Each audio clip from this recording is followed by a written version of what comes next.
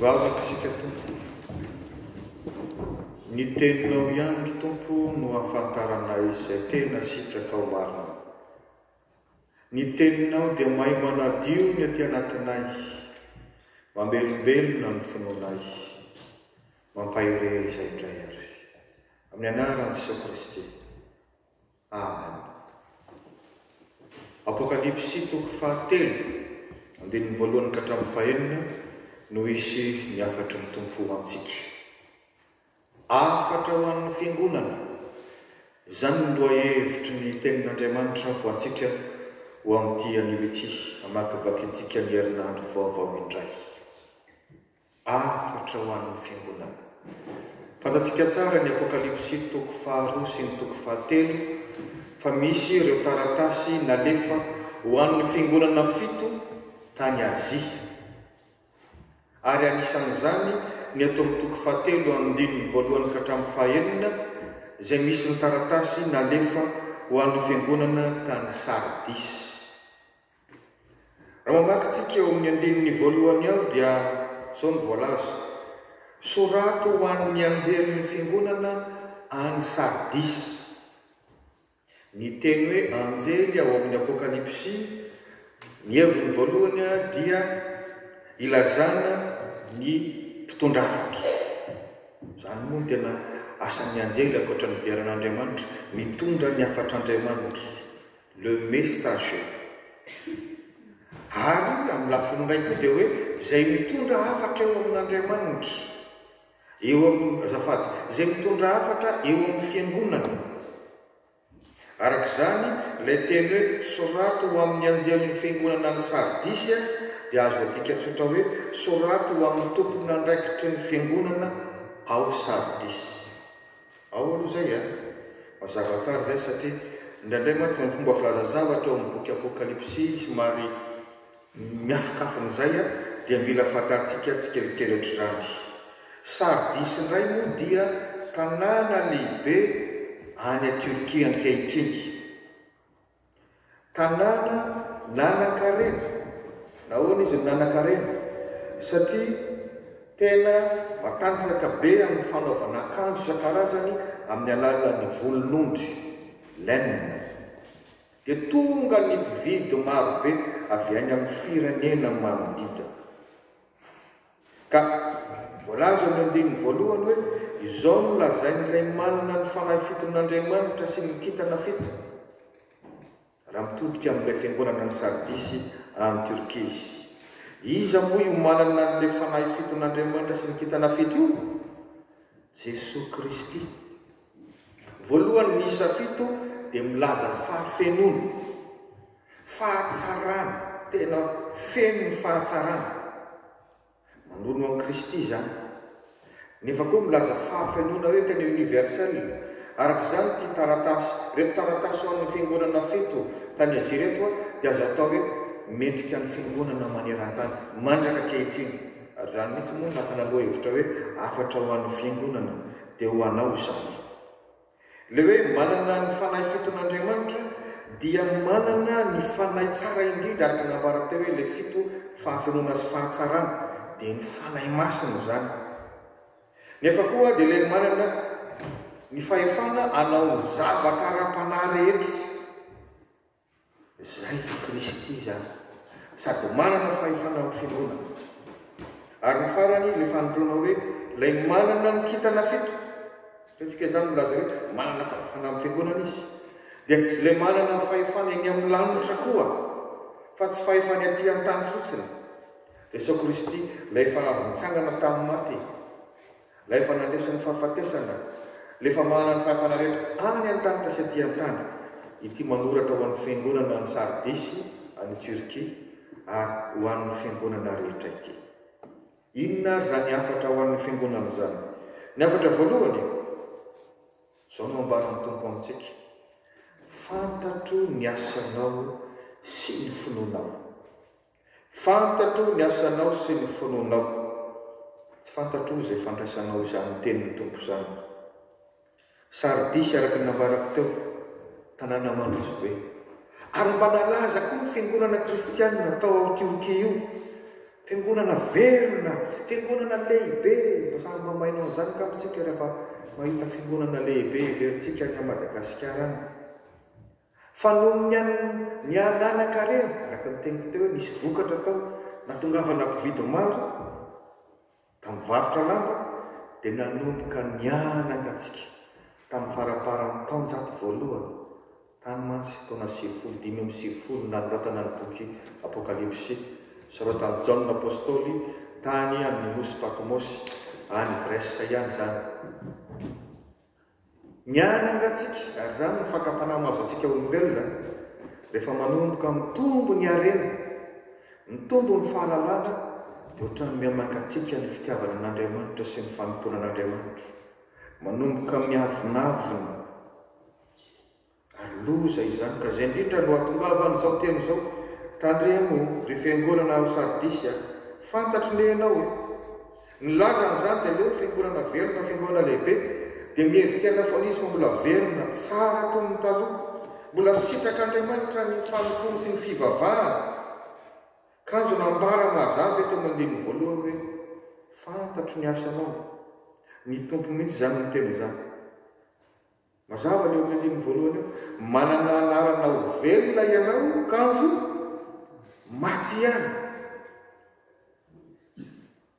Zany raha vary mangotraka dia hoy ny Ntaolo zay hoe voatapoka rano mangatsika. Mievy tena hoe mafana kay mangatsika. Zany hoe raha ny fiainana kobanandro zany, raha mpianatra ianao angamba dia ohatran'ilay ankizy mody mianatra rehefa eo ny mpampianatra, ohatran'ireny mifantoka ireny ary. Kanjo vao miodina kely ny mpampianatra dia milalao, mitabataba. Ary tazan'ilay mpampianatra ihany satria izy nano tapody folo, tazany avy ato ariona mivaravarankely, ndreo mitabataba be. Ka ny verena no tenenany hoe fantatro anie miditra anareo hoe raha mpiasa angamby ianao dia tahaka amin'ilay mpiasa mody tsara rehefa eo ny lehibe. Kanefa rehefa miodina kely ny lehibe, na tsy eo izy dia hay ianao mangalatra volan'ny fiasana, mangalatra fitaovana. Nefa izy efa nasiany marika hamantarany azy raha misy mangalatra. Ka rehefa niverina izy dia niteny taminao hoe fantatro nefa ianao no nangalatra ny vola tato hoe.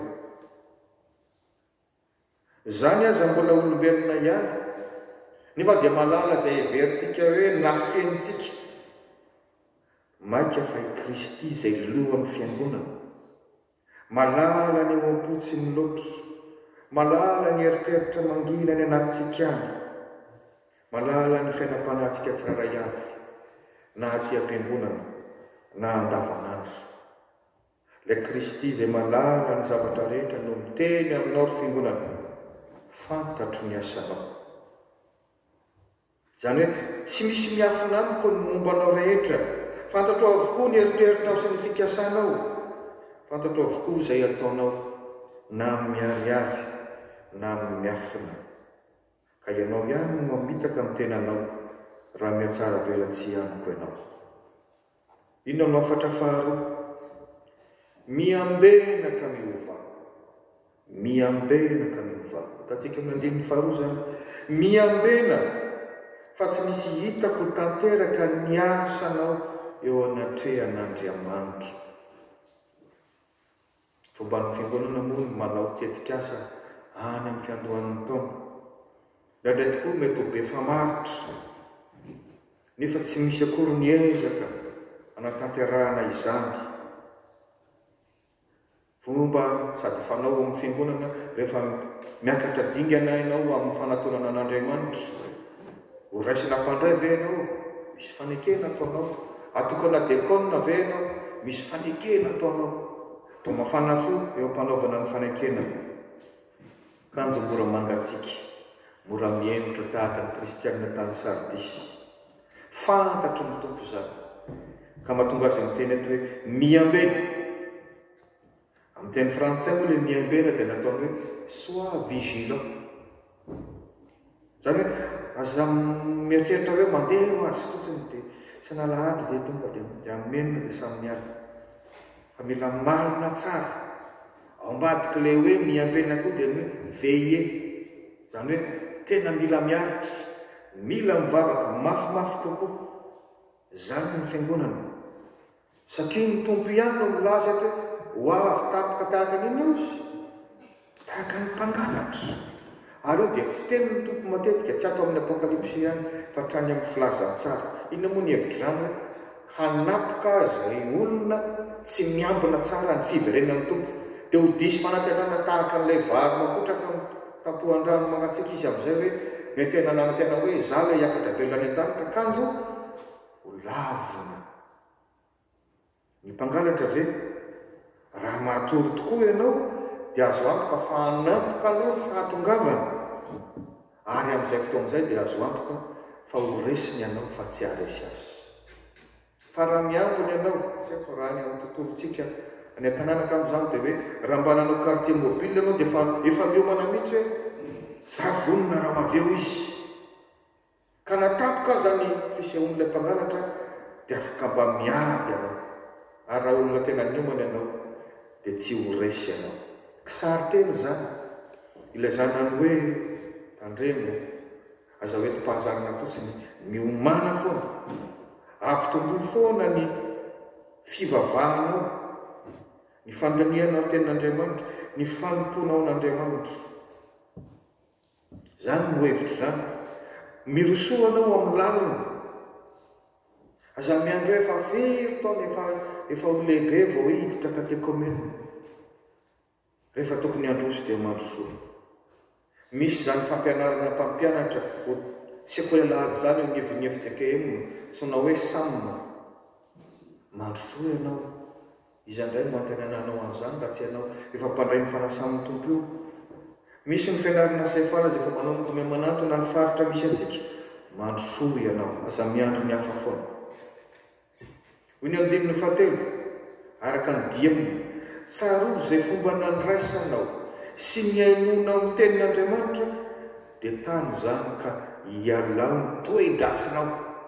Izay ilay atao hoe mibebaka, miala amin'ny toetra ratsy. Dia ndray mety mahazatra io ary tsy moramora araka ny teny hoe sarotra miala amin'ny mahazatra. Tena mila fanapahan-kevitra, mila fanetretena, miova mibeba, manova toe-tsaina. Fa tsy hoe za nefa mpitazan-davitra dia mpitazan-davitra foana aloha ny hafa hanomanao amin'izany. Za miatakataka fa lehilahy lehibe, vehivavy lehibe. Tsy manjary ho tonga aminao ny fitsaran'ny tompo, fantatro ny asanao, fantatro ny fivavahanao, miambena, miova. Afatra fahatelo sady farany, hovalian'Andriamanitra soa izay maharesy. Zany no afatra ho aminao ry fiangonana. Tsy mibavabava koa ianao, ary ilay vavahanao dia mampanantena amin'izany. Hovalian'Andriamanitra soa izay maharesy. Mafimafy ihany ilay fitsarana voalohany. Fantatro ny asanao, tsy velona intsony ianao fa maty. Ary raha mitaka nefa amin'ny tompo dia tsy mila vanina ka hoe ty zavatra tsy tanteraka mihitsy ilay takian'Andriamanitra. Fa dia asoa ihany fahambarana hoe tao fiangonana atao Sardis kay, na dia samy fiangonana ray izao ihany, samy mivarotra lamba amin'ny alalan'ny volomondry izao ihany, samy dekona izao ihany. Ay misy tamin'izy ireo tsy ilay hoe mianaka antsika fa tena nazoto na fanafo hatramin'ny farany. Azo atao tsara izany, hitantsika amin'ny andininy fahaefatra. Kanefa misy olona vitsy aty aminao aty a Sardis izay tsy nandoto ny fitafiny, ary ary mandeha amiko ny tafilamba fotsy ireo satria mendrika izy. Ay misy an'izany. Ay azo atao tsara ilay manara-diny tompo fa tsy hoe zavatra tsy vitan'olombelona. Ary mampieritreritra zany ataoko hoe jeritodika na bilan, to miendrika fitsarana ataon'ny tompo amin'ny fiangonana zany. Misy fiangonana tsy mbola any amin'izao tontolo izao koa ao am-piangonana ihany zany fitsaran'Andriamanitra zany. Betsaka ny mpivavaka fa vitsivitsy araka ny ambaran'ilay andininy fahaefatra no mendrika amin'ny tompo, izay mandeha araka amin'ny tompo ka tahaka ny olona mitafy lamba fotsy. dia hoe sao dia kisary lay fitsarana amin'ny andro farany zany mila mieritreritra sika ary zany indrindra mahatonga ten'Andriamanitra taza mandeha amin'ny fahazarana fotsiny mahazo toa mandihy ny tena mijery tsara manahoana zany za ve tena mpandresy tokoa satria zany ny teny fampanantanana apokalipsia zay maharesy dia omeko ny satroboninahitra fiainana ka ianao ve maharesy le teny fampanantanana dia anankitelo mazava tsara eto da tsika mandiny vadimy zany voalohany dia zao ho ampitafiana lamba fotsy tahako ireo koa ianao raha maharitra manara-diny tompo ny akanjo fotsy anambarana voalohany ny fahamasinana ary ny faharoa ny fandresena rehefa tonga zao mipasitra androany tsika manomboka kareny dia miova volomparasy ny lamba ampiangonana rehetra hatrany miviogany mpitandrina lazany manamafy zany afatra zany hoe mila mandiny tena mila mibeba rehefa tonga ndray kosa mipasika amin'ny 20 aprily dia mivadika fotsifotsindray io ny loko fotsy milaza ny fandresena satria nitsangana avy tamin'ny maty Jesosy Kristy fandresen'ny Kristy ary fandresen'ny mino rehetra sy ny kristianina rehetra zany ho ampitafianan'izany lamba fotsy zany ianao koa izy fampanantenana faharoa tsy hamono ny anaranao amin'ny bokon'ny fiainana ny tompo tsy hamono ny anaranao amin'ny bokon'ny fiainana ny tompo inona ny bokon'ny fiainana zany fiteny fampiasa ao amin'ny testamenta vaovao manontolo io ary indrindra tamin'ny apokalipsia boky zay ametrahany tompo ny anarany zay voavonjy ka ho tafiditra amin'ny fanjakan'ny lanitra karazana registre lehibe ho avoakany io zany kisary efa naseho am'izany ho avy le fitsarana farany izy ny ao anatin'le bokon'ny fiainana zay voasoratra ao ihany no voavonjy tsy hamono ny anaranao izy ary ny fahatelo farany hoeken'ny Kristy ao anatrehan'ny ray sy ny anjely miaraka ny voalazany andininy vadimy ihany ianao amin'izay andro fitsarana izao ka mipetraka amin'ny fanontaniana hoe isika ve ao anatin'ilay maharesy sa mbola resy ino moa dikan'ilay maharesy ny fisalasalana ka nandray an Jesosy Kristy ho tombo sy mpamonjy maharesy ny akamona ka tia mivavaka sy manompo an'Andriamanitra maharesy ny fankalana sy ny lolopo ka mavita mamela heloka sy mandefitra maharesy ny faninjehana ka mavita mity izay mihevitena ho fahavalo maharesy ny fisarazarana ao amin'ny fiangonana ka mavita mifandray amin'ny olona rehetra maharesy ny fitadiavam-boninahitra amin'ny asan'Andriamanitra ka miezaka manompo amin'ny fanetretena mpandresy ve ianao sa mbola resy ryavana izao taratasy nalefa ho an'ny fiangonana tao Sardisy any Turquie zao dia taratasy ho an'ny fiangonana rehetra ry anisan'izany sika manampy atsika atsikaritra ny hoe ay mandinika atsika ny tompo mandinika ny fiangonana ny tompo tia antsika izy ka manitsy atsika sao diso lalana ka ho very isika tia antsika izy ka miantso atsika tsy handeha amin'ny fahazarana fotsiny miantso atsika mba andiny tena indrindra amin'izao fotoanany karemy zao andiny tena amin'ny fahatsoram-po miantso atsika mba hibebaka sy avao hatrany ampatsiahy atsika fa tena misy tokoa zany fiainana mandrakizay nampanantanain'ny tompo ao amin'ny Kristy Jesosy zany mibebary amen.